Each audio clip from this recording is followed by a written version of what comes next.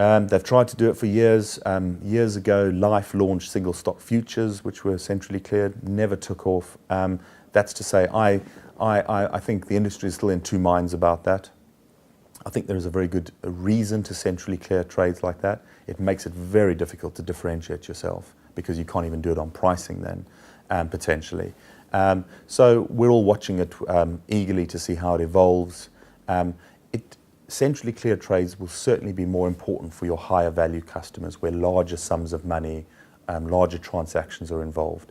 When it comes to your typical retail investor, I just don't think it's a necessary thing and not one that should be imposed on us.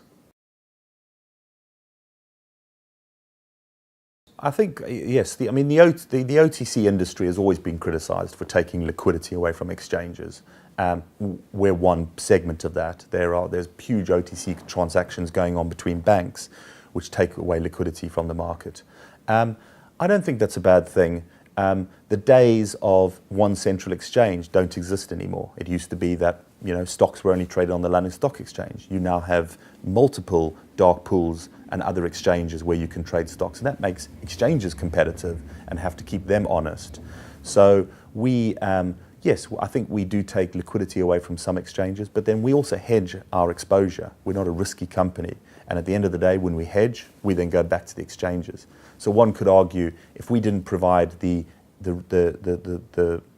platform for some customers to trade a spread bet, our hedges would never go to the exchange anyway.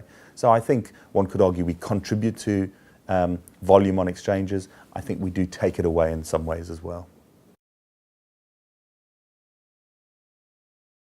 I think giving leverage as a whole increases volatility in every market. But we're not the main culprits. Retail customers buying £10,000 worth of Marks and Spencers with a £1,000 deposit are not causing volatility issues in the market.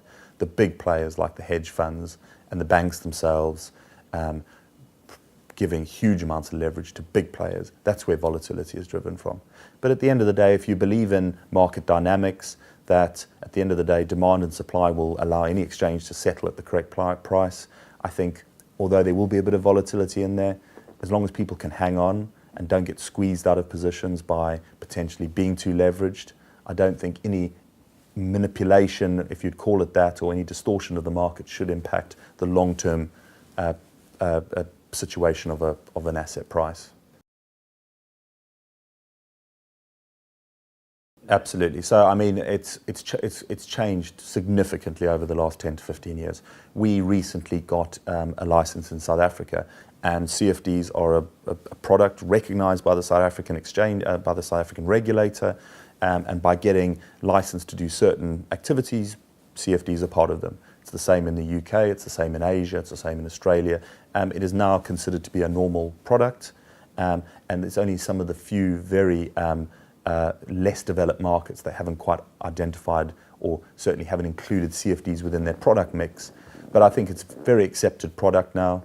It's understood. In certain countries where they want to have a complete control over leverage, and they've done that in Japan, then CFDs as well as other leverage products have been controlled by the regulators. So I think the product is understood, the product is accepted. Whether leverage is understood and accepted in our marketplace at the moment, I think one would argue that the regulators in time, through mechanisms, will try and deleverage the financial service industry. Not significantly, but to some sort of levels of control.